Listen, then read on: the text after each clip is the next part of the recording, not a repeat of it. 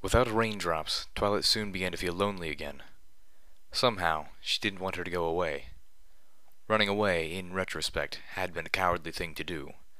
But then again, the poor Pegasus almost died because of... Twilight briskly shook her head. No, she didn't need to think of such horrible things, especially not at a time like this. Everything was going to be just fine. Right? As it was, the entrance hall was now a little too quiet for her tastes. The old archives were already explored, and considering that the winery was still locked up tight, there was now no place else for her to go besides up the staircase, which was where raindrops had come down from, bleeding out from a huge wound. Twilight gulped. This would not be pretty. Keeping the lantern lit for security's sake, Twilight started to ascend the steps of the marble staircase until she reached the first landing where the stairs broke off into the left and right directions. Now which way to go? Let's see. If raindrops had come from the right side, I think I'd rather take the left side. And take the left side she did. The stairs led straight up to the second floor, whereupon she ended up in another corridor. It was cleaner and a lot nicer looking than the ones she'd been in, and it was also a lot darker. But that was why she had a lantern, of course, although she did note that it didn't seem quite as bright as it used to. Twilight walked forward into the hallway, passing many large and ornate doors with royal engravings on them. Many of those were locked, however. What was with all these locked doors? The ones that weren't locked just led to a random closet or an empty bedroom, or whatever else. She was starting to get annoyed at the sheer emptiness of this place. Finally, after a lot of walking, she happened upon a directory mounted on the right side of the wall, near the stairwell that led both upwards and downwards. Floor 2. Entrance hall to the right, guest bedrooms to the right, library to the left, and archives to the left. Twilight spent a moment looking at the directory and pondering. There's another archive? She hoped it would be more full than the other one. The library seemed to simply beg for her attention, however. And why was that? She didn't know.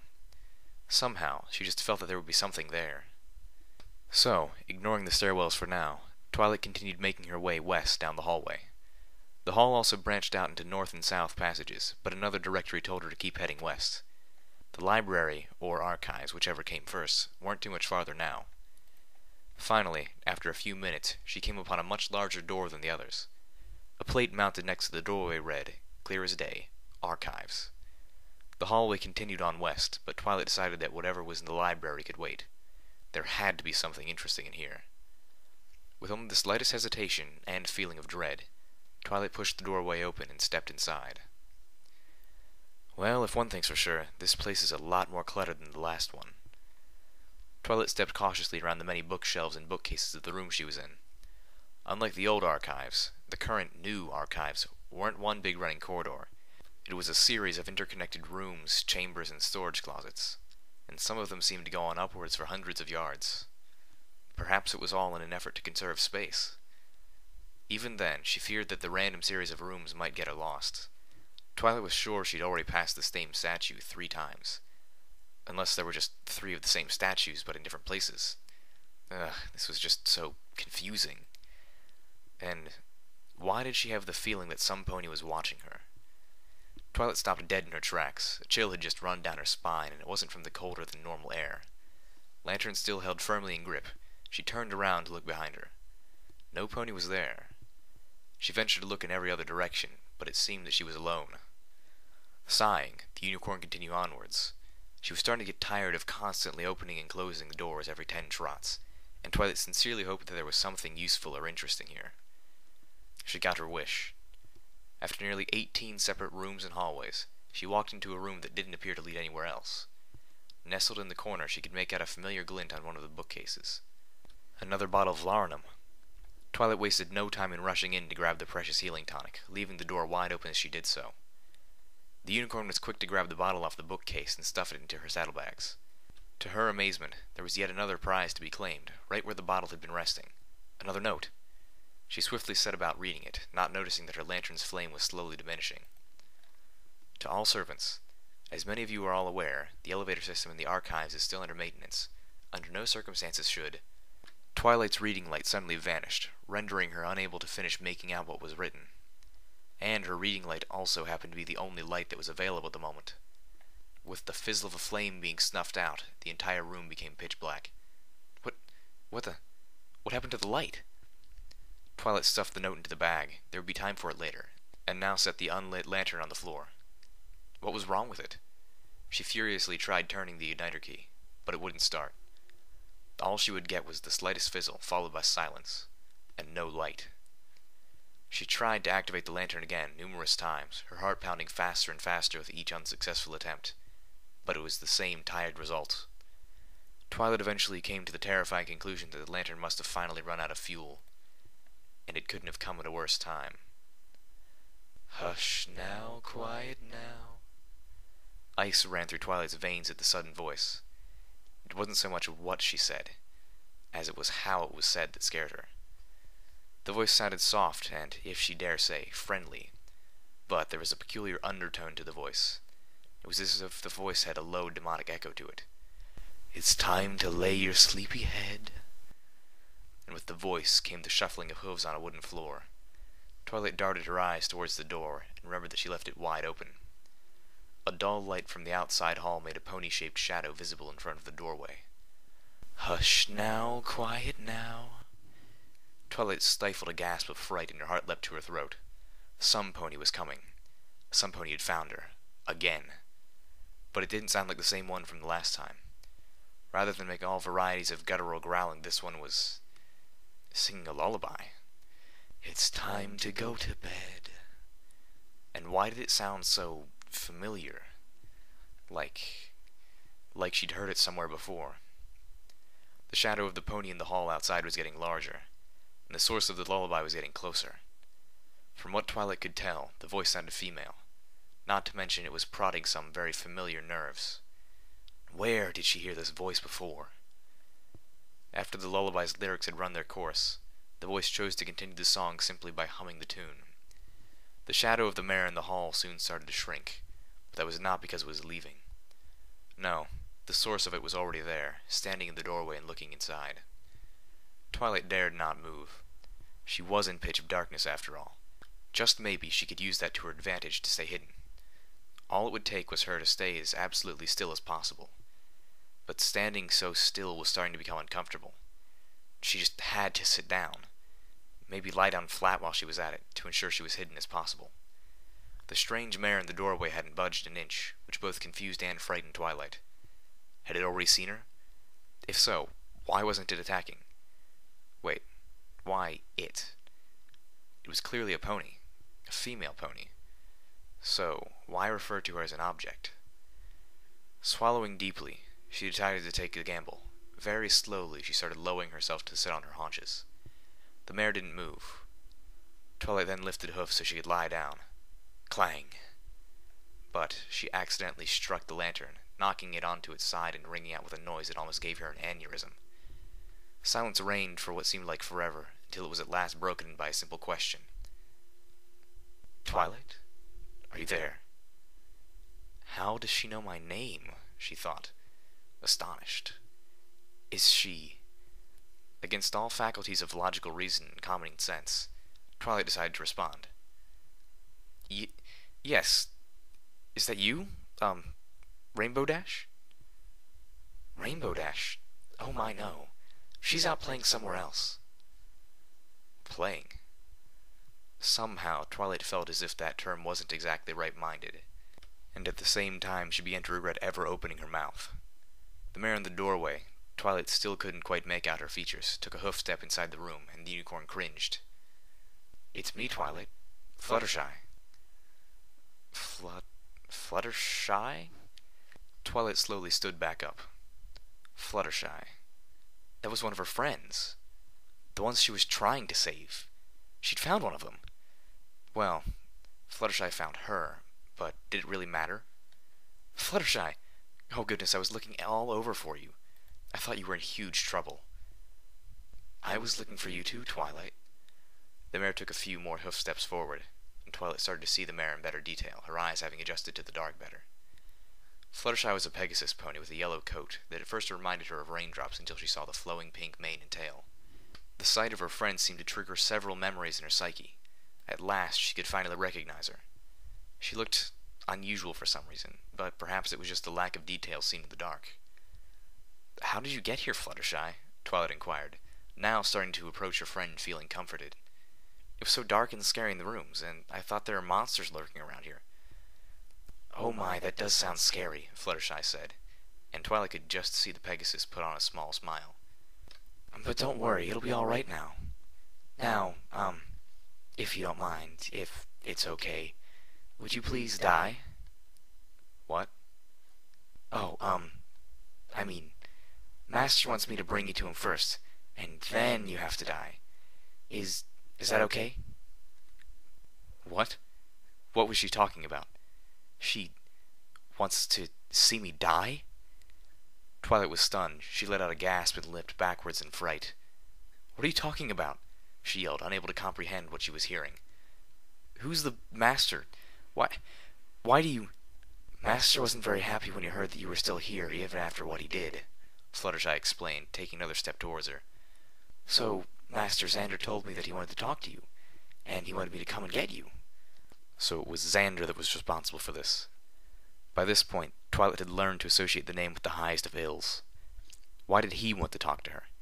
And more importantly, what was this about dying? Then why do I have to die? "Oh, no, you don't understand.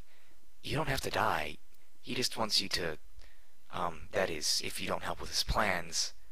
"Help? Like that'll ever happen?" Twilight continued backing away as Fluttershy slowly advanced on her, but she soon felt her flank bump against the back wall. There was nowhere to run now. But why are you doing this to me? I thought we were friends." The Pegasus stopped suddenly, as if thinking this through, and then she frowned. An expression of hatred, condescension, sadness, and disappointment, all rolled up into a simple facial expression. "Yes, Twilight, we were." Fluttershy continued to advance on Twilight, and the unicorn pressed herself against the wall. She'd never felt this terrible in her life. Just when Twilight thought she'd catch a break, one of her friends had turned against her. Who's to say the others had as well? "No, please, leave me alone," Twilight cried, but the Pegasus ignored her. Fluttershy was barely a four-legs distance from her now, and Twilight could see her friend fully now. She screamed. It wasn't easily seeable in the dark, but at such close distance it was hard to miss such horrible disfigurations. Fluttershy appeared as if she'd been starved for weeks, and her frame looked extremely thin. Her body appeared to have vein-like bands of black running across her legs and body, as if they were strange tattoos.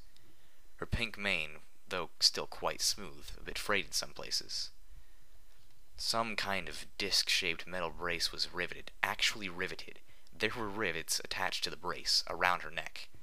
Another brace, only it looked more like a too-tight ring, was fitted around her torso. It appeared to be binding her wings, rendering her flightless. But the worst were her eyes. They looked as if nothing was there. Her eyes were literally colored onyx black. Twilight was aghast at the sight of her appearance.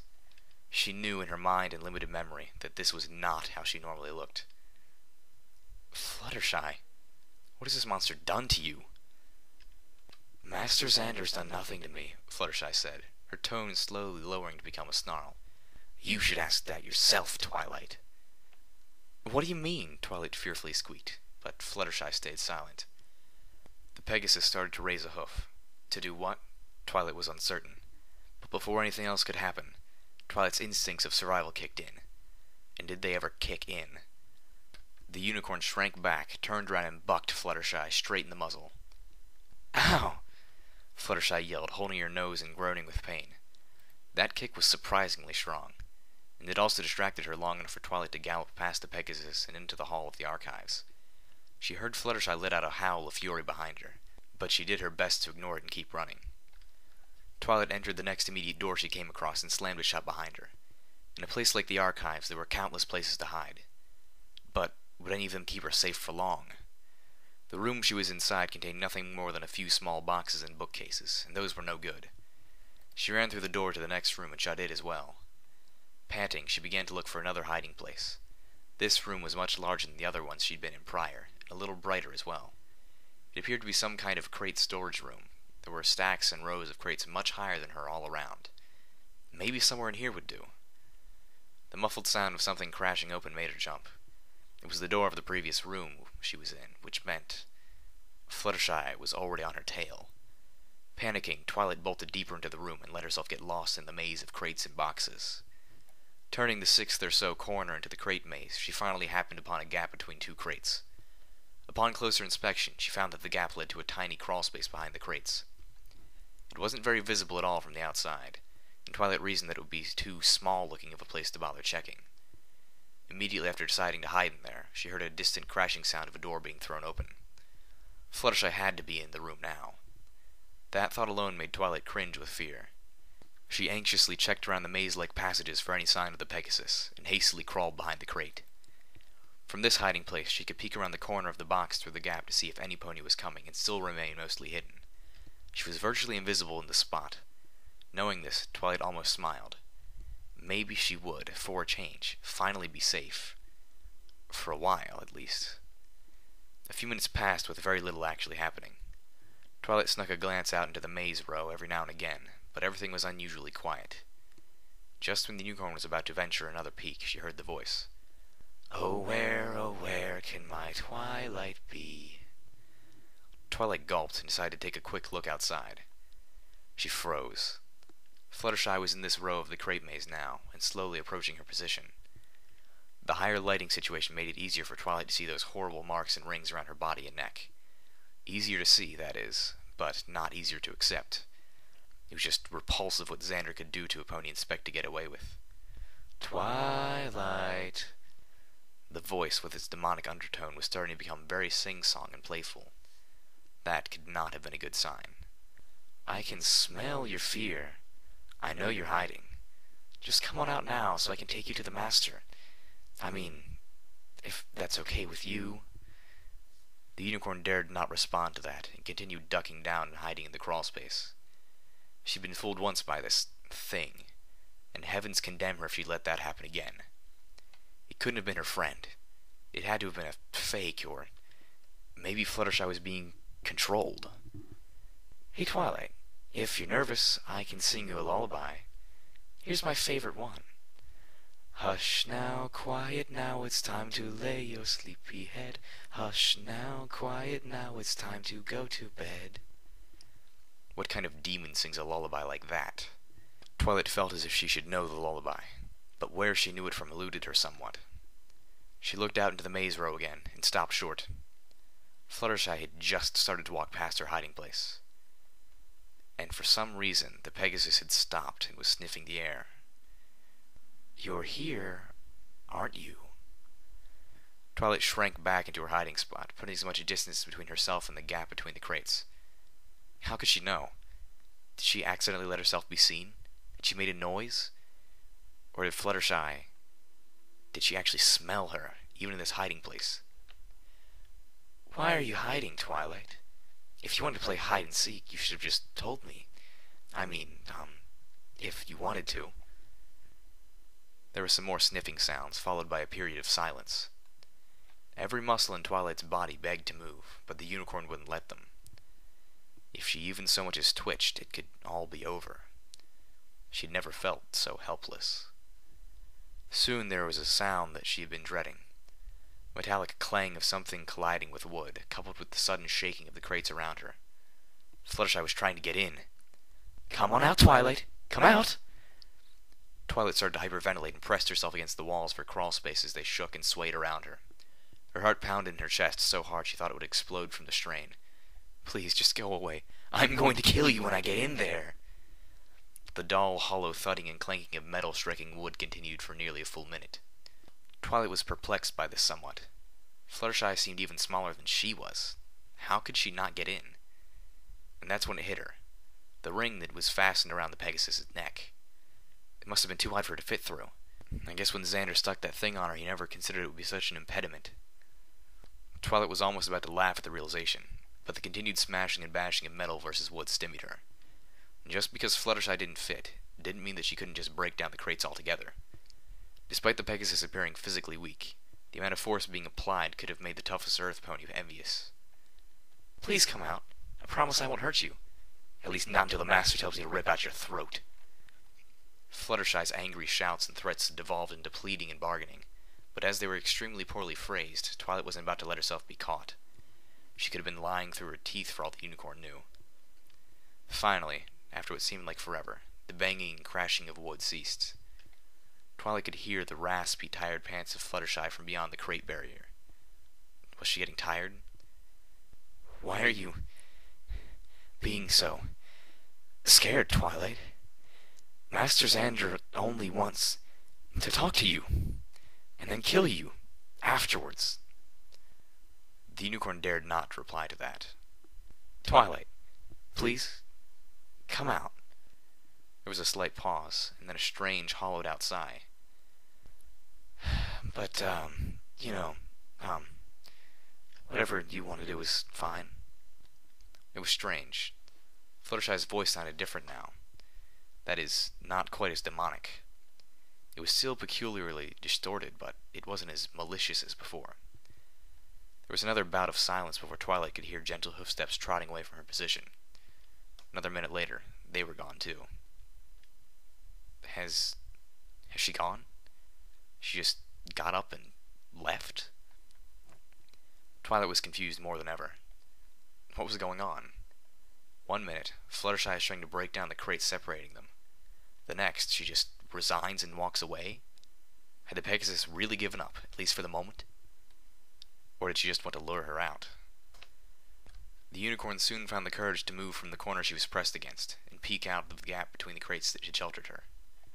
No pony was out there. As a point of fact, the only things out there were just the walls of wooden crates. In these close confines, an ambush was more than likely. Twilight, as anxious as she was, slowly drew herself out of her hiding spot. She cast a look down one way and the other. The current corridor of crates was decidedly vacant. Almost suspiciously so. But the nervous mare was in no position to take advantage of Fluttershy's absence. Taking long, slow breaths, the lavender unicorn stepped out into the maze passage. The way was decently lit, but she quickly took notice of how dim it was. If only she had some extra light or some... Twilight suddenly remembered her lantern. She'd left it back in that room when the fuel ran out. When Fluttershy came, she had been such a panic to run away that she forgot it. Ah, cripes. She needed to get it back, and quick. Without light, she'd be traveling blind for the rest of the castle. But I'd have to go all the way back there, wouldn't I? Sighing miserably, Twilight slowly began to retrace her steps around the maze. It was difficult. Every other row or passage she took in the maze of wooden crates seemed to only get her even more lost. She had to keep an eye and ear out for Fluttershy. There weren't many other places to run or hide on short notice. The unicorn spent almost 45 minutes lost in the surprisingly large maze of boxes. Twice she had heard a distant sound of shuffling hoofsteps in the direction that she was going, and casually turned around and tried another path. Twilight was scared to death that around the very next corner she might bump muzzle to muzzle into Fluttershy, and then there would be nowhere to run. Thankfully, none of that happened. Twilight finally felt a slight fresh breeze to her left, and she took that as a good sign. A few more turns later, she finally left the crate maze and was standing before the door she first came from. Finally, I can't believe I got lost in that maze with a murderous friend of mine and still got out okay. She mentally sighed with relief. A slight smile graced her features as she stepped outside the door into the next room. Twilight was careful to tread lightly and slowly closed the door behind her as she left the crate storage room. A little while later, she had found her way back into the dark room where she left her lantern behind. Twilight spent a moment observing the dragonfire lantern and chose to give the ignition switch a try. Like before, it fizzled, spit, and went quiet. Oh, but of course, it was out of fuel. Now that she had some time to herself, Twilight remembered what the flashback that she had in the old archives had said. All dragonfire is capable of dispelling darkness, and it is most useful in its crystallized form, which is what fuels this lantern. Running those words of the princess she heard through her mind like a tape recording, she reached into her saddlebags and took a few of those glowing red crystals out with her mouth. They felt quite warm and tingly. Setting them next to the lantern on the floor, she began questioning exactly where the fuel was supposed to go. Squinting to see better in the darkness, Twilight could notice in the center of the lantern's glass chamber there appears to be a claw-like holder of some variety. Perhaps that was where the crystals are set. Twilight reasoned that it must be and quickly set off to refill the lantern. Carefully and quietly, lest something else possibly hear, The unicorn undid the lock holding the lid and glass portion to the base and pulled it off. She picked up one of the crystals that she set down, and with cautious precision, set it into a claw-shaped holder. Twilight placed the upper half of the lantern back onto the base and relocked it. Now was the moment of truth. Twilight gripped the igniter key as tight as she could and twisted it. There was a sputter, a spit, and a tiny red flame started to spring forth from the new crystal. After a few seconds, it reached its maximum size and brightness before shifting to the same green fire as before. Why was it always green fire? Why not red, like the crystals? Oh well, didn't matter. Stashing the other remaining crystals she had taken out, Twilight picked up the now-lit dragonfire lantern and left the room. For some reason, she felt like there was something she should have remembered to do. Oh well, probably wasn't very important. Right now, she needed to get out of the archives before she ran into Fluttershy again. The threat of being killed didn't seem worth the potential prize of some scraps of paper or whatever. Twilight started walking back the way she remembered coming, the light of the lantern comforting her and illuminating the way ahead. The rooms she passed by were still so full of books, boxes, and other junk. Who did they pay to keep it organized? Did they even organize at all? The unicorn couldn't help but sigh at the state of some of the rooms. Some pony could easily trip over something. At some point, Twilight was sure that she'd taken a wrong turn. She'd ended up in some kind of small room with other exits, but a desk in the middle. A lit candle was resting atop it, next to a scrap of parchment. She slowly approached it with wonder. Could it be? Another note? Or, wait, no. It was just another one of those useless journal pages. Still, Twilight was curious. She hunkered down and started reading. 9th of August, 997. It would seem that fate insists on me staying at Canterlot Castle for far longer than I anticipated. 3 years it's been. Despite my high status, the situation in Jerpony hasn't improved. Even with my constant negotiations with the High Council for Equestrian Support. Celestia has been supportive of my plight, bless her kind heart, but the bureaucrats are proving to be less cooperative. I've sent and received letters from my colleagues in Brainenmare, and from what it can be gathered, things in my home province are getting worse. Equestria is so fortunate to have a perfect food supply, strong economy, and political strength to boot, while Jerpony is still only just manages to get by on the poor crop soil, struggling commerce, and a governing system so weak an autumn breeze could bowl it over. If worse comes to worst, I may have to advocate allowing the annexation of Jerpony to Equestria. This will cause much outrage back home, I'm sure, and we will lose our independent heritage.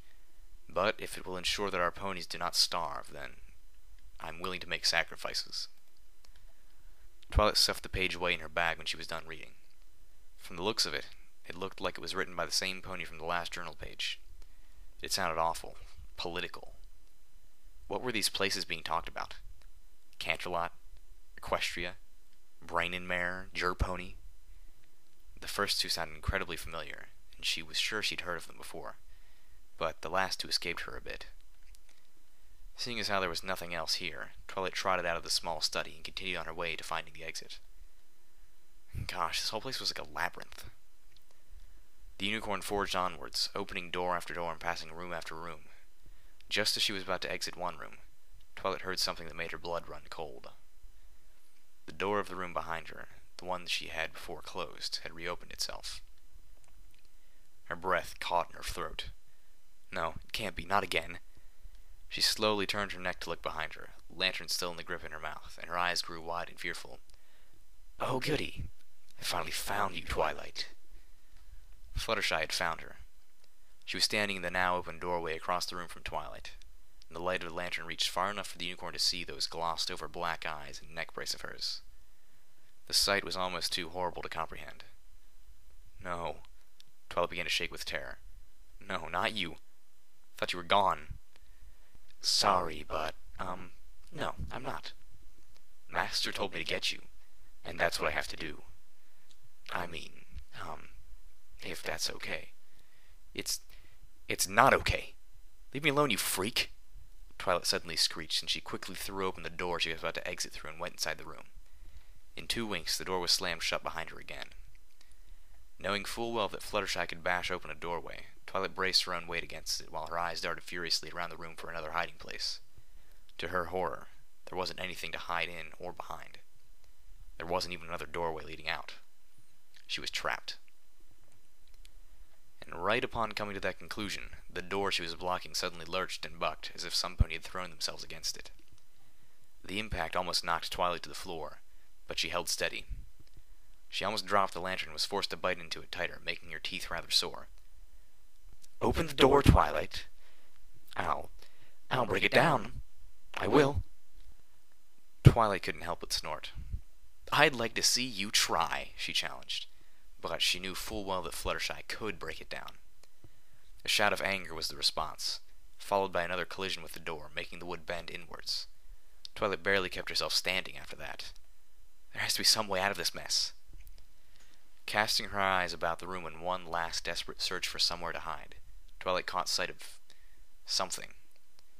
It appeared to be a cage of some kind, stuck inside a far wall between a couple of bookcases. She'd earlier passed it off as a fancy storage thing or something, but it wasn't until she noticed the sign that read elevator next to it that she got an idea. Another hard crash at the door made Twilight stumble, and the rebounding wood hit her on the side of the head, briefly dazing her from the pain. Unable to keep herself against the door, Twilight finally stepped away and shook her head to try and ward off the new headache she was experiencing. My head. That hurts. Finally composing herself, Twilight looked to her goal, the elevator cage, and broke into a gallop towards it. At the same time, Fluttershy collided with the door again, nearly making it fly off the hinges as it swung open with a crash. Twilight, stop running. You'll only die tired. The unicorn tried to ignore the Pegasus's shouts, but she could feel her heart pounding against her ribcage faster and faster now. Being chased by some pony wanting to kill you has that effect. Twilight reached the fence-like gate of the elevators and hastily drew them open before stepping inside. Turning around, she let out a cry of fright and shut the gate just before Twilight could run straight into her. She turned a key that locked the gate, for good measure. Few places were as safe and terrifying at the same time. A strong metal fence separated her and Fluttershy by barely half a hoof. Through the fence, Twilight could see the Pegasus's look of absolute fury up close, and frankly it was just plain disturbing. You can't hide forever, Twilight. A knowing smile creeping to her mangled features. I can just wait here until you smarten up and decide to come with me and see Master Xander. Twilight glanced to her side. A lever with the sign, elevator control, and two directional arrows pointing up and down mounted on the wall of the elevator beside her. Remembering why she had this idea in the first place, Twilight reached up with a hoof and yanked the lever into the down position. I'm afraid I won't, she said simply, and gave an eloquent smirk of her own while Fluttershy's look of smugness fell away. From both above and below, Twilight could hear the mechanisms of the elevator sputter and come to life. The cage began to lower as a drone of a motor running filled the air around her. And then the car suddenly lurched. Twilight's smile became a look of bewilderment as nothing more happened. And then a horrible screech of clanking gears became audible, followed by the sound of something giving way. Just as the unicorn wondered what was wrong, the elevator car lurched again and began to lower. Only this time, it was lowering rather fast. A little too fast, actually. One more stomach-churning lurch later, and the elevator was in an outright free-fall to oblivion. Twilight's screams were slowly drowned as the cage fell into the dark abyss of the shaft below.